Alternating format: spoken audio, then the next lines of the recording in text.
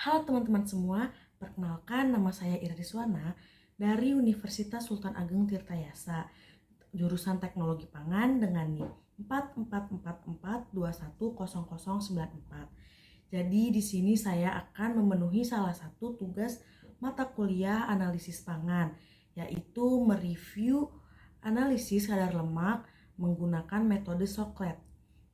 Jadi seperti yang kita ketahui ya teman-teman, bahwa makanan mempunyai kandungan gizi yang banyak, yaitu karbohidrat, mineral, protein, dan juga lemak.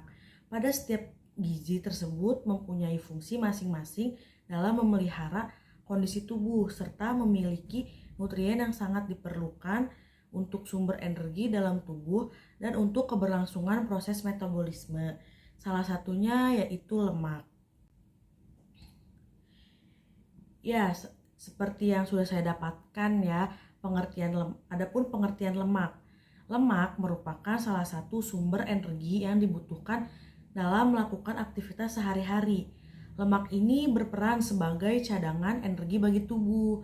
Tubuh manusia membutuhkan kadar lemak dalam batas tertentu agar cadangan energi tetap tersedia. Namun ada kalanya kadar lemak melebihi batas maksimal keberadaannya di dalam tubuh manusia berakibat munculnya berbagai jenis penyakit. Lemak juga merupakan bagian dari lipid yang mengandung asam lemak jenuh bersifat padat. Lipid atau lemak berasal dari kata Yunani yang berarti lipos, yang merupakan penyusun tumbuhan atau hewan yang diberikan oleh sifat kelarutannya, terutama lipid. Tidak bisa larut dalam air, tetapi larut dalam larutan nonpolar seperti ether. Nah, selanjutnya di sini ada klasifikasi dari lemak sendiri. Berdasarkan komposisi kimianya, lemak terbagi menjadi 3. Yang pertama yaitu lemak sederhana, yang kedua lemak campuran, dan yang terakhir yaitu lemak asli. Lemak sederhana tersusun oleh trigliserida yang terdiri dari 1 gliserol dan 3 asam lemak. Maksudnya lemak campuran merupakan gabungan antara lemak dengan senyawa bukan lemak. Dan lemak asli atau derivat lemak adalah senyawa yang dihasilkan dari proses hidrolisis lipid, misalnya kolesterol dan asam lemak. Nah, selanjutnya di sini itu kita ada analisis dari si kadar lemak sendiri. Dalam mengetahui kadar lemak yang terdapat dalam bahan pangan dapat dilakukan dengan mengekstraksi lemak. Namun, mengekstraksi lemak secara murni sangat sulit dilakukan. Sebab pada waktu mengekstraksi lemak akan terekstraksi pula zat-zat yang larut dalam lemak seperti sterol, fosfolemak, terus asam lemak bebas, pigmen karotenoid, klorofil, dan masih banyak lagi. Pelarut yang digunakan harus bebas dari air agar bahan-bahan yang larut dalam air tidak terekstrak dan terhitung sebagai lemak, dan keaktifan pelarut tersebut menjadi berkurang. Pelarut ini seperti dietil ether, heksana, benzena, dan petroleum ether.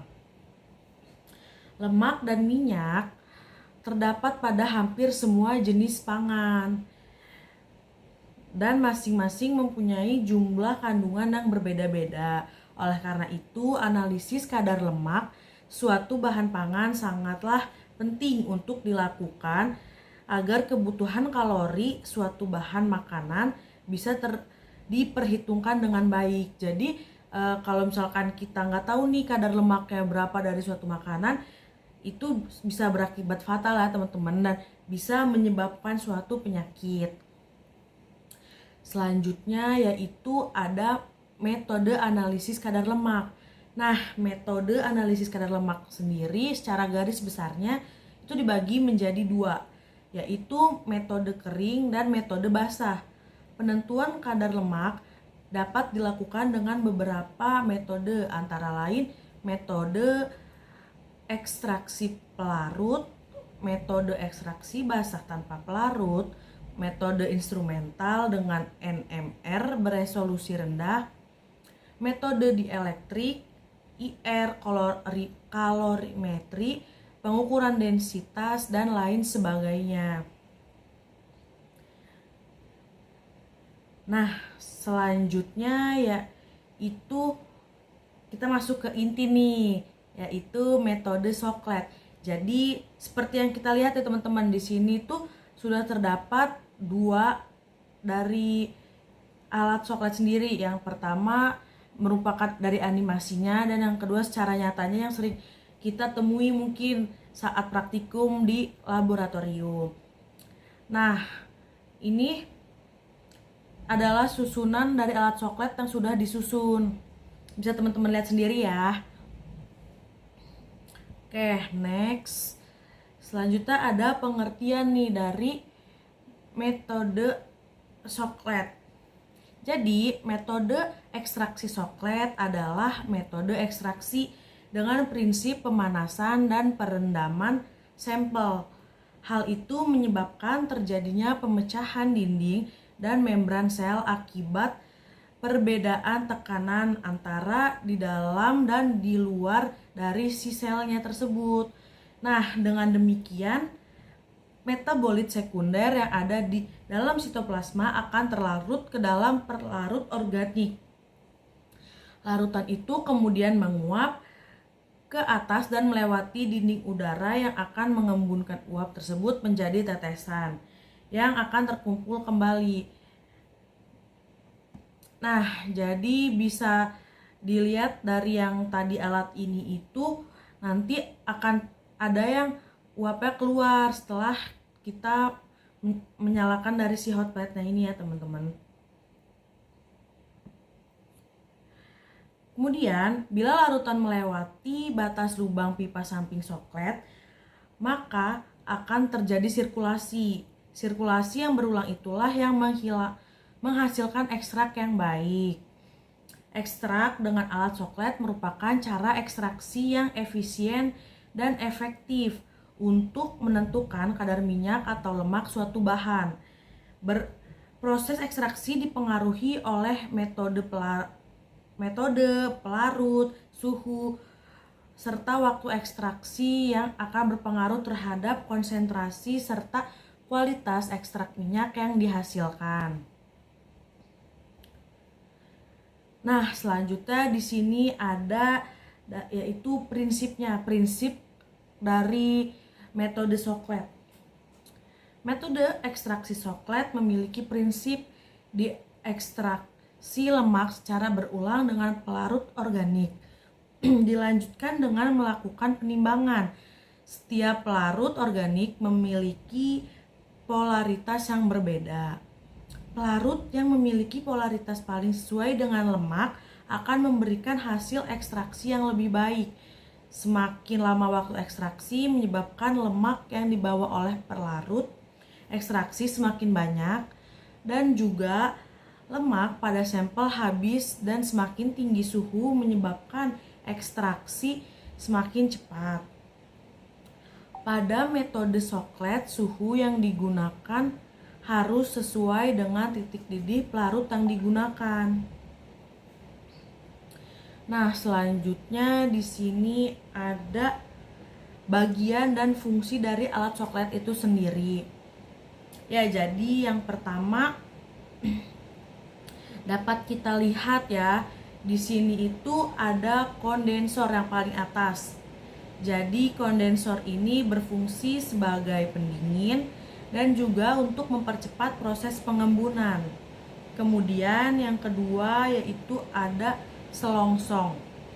Selongsong berfungsi sebagai wadah untuk sampel yang ingin diambil zatnya.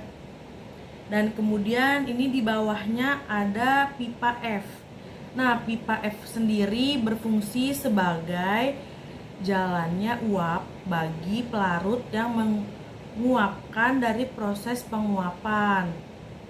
Jadi si uap ini bakal keluar melalui pipa F. Kemudian ada yaitu sifon. Nah, sifon di sini berfungsi sebagai perhitungan siklus bila pada sifon larutannya penuh kemudian jatuh ke labu alas bulat, maka hal ini dinamakan satu siklus. Kemudian ada labu lemak. Nah, labu lemak ini berfungsi sebagai wadah bagi sampel dan pelarutnya. Dan yang terakhir paling bawah ini ada heating mantle atau biasa disebut dengan yang kita kenal dengan hot plate. Nah, kegunaannya itu sebagai pemanas larutan supaya jadi kuncinya itu sebenarnya bisa ada di heatingnya ini teman-teman. Kalau kita lupa menyalakan si heating mantle ini, otomatis kita gak bakalan bisa untuk memulai metode sokletnya. Kemudian selanjutnya yaitu ada cara kerjanya. Cara kerjanya metode soklet itu kalau kita rangkum ada 5 nih teman-teman. Nah, yang pertama yaitu kita harus menimbang dulu nih bahan yang sudah dihaluskan sebanyak 1-2 gram di dalam timbel atau biasa kita taunya itu mortar ya teman-teman. Kita haluskan di dalam mortar, kemudian masukkan ke dalam tabung ekstraksi soklet. Setelah itu pasang labu soklet pada tabung ekstraksi soklet, kemudian pasang pada rangkaian alat soklet dan alirkan air dalam kondensor. Nah, setelah kita udah menyiapkan nih si sampel yang sudah dihaluskan, kita rangkai dulu alat-alatnya, dan kita merangkainya tuh harus dengan ekstra hati-hati dan teliti karena alat ini tuh kalau misalkan kita kurang hati-hati dia rentan untuk pecah ya teman-teman.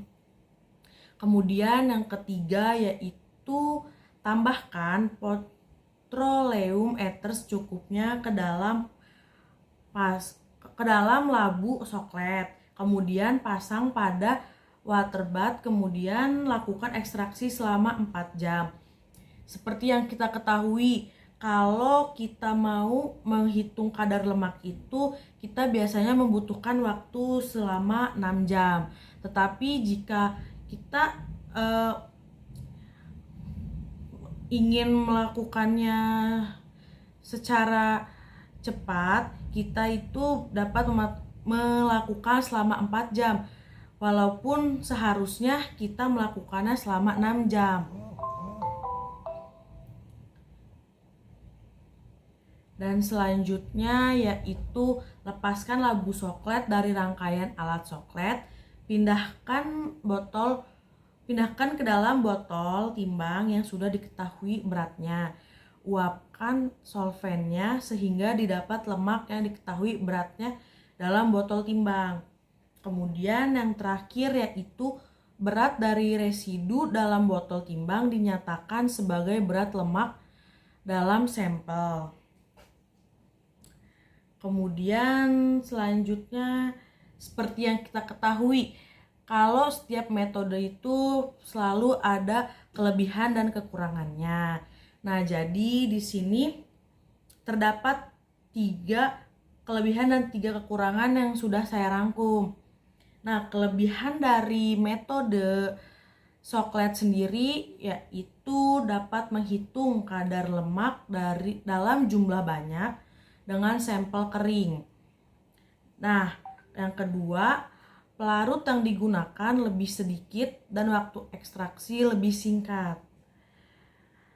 Yang ketiga, lemak yang dihasilkan mempunyai bau yang mirip dengan bau alamiah dan komponen kimia yang terkandung tidak mengalami dekomposisi persenyawaannya. Lalu, kekurangannya yaitu kurang akurat nih si metode soklet ini untuk menghitung kadar lemak dalam jumlah yang kecil.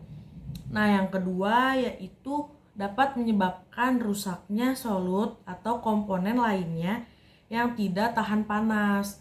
Karena kan pada saat kita melakukan metode Socrates ini, kita memanaskan langsung si labunya di atas itu ya teman-teman, hot plate. Jadi ada kemungkinan kekurangannya itu dapat menyebabkan rusaknya si solutnya gitu. Nah, yang terakhir yaitu membutuhkan waktu yang cukup lama hingga berjam-jam, bahkan berhari-hari. Seperti yang tadi sudah saya jelaskan sebelumnya bahwa metode Socrates ini biasanya memerlukan waktu 6 jam. Begitu. Oke, mungkin sekian aja yang bisa dapat saya jelaskan. Kurang lebihnya mohon maaf. Terima kasih.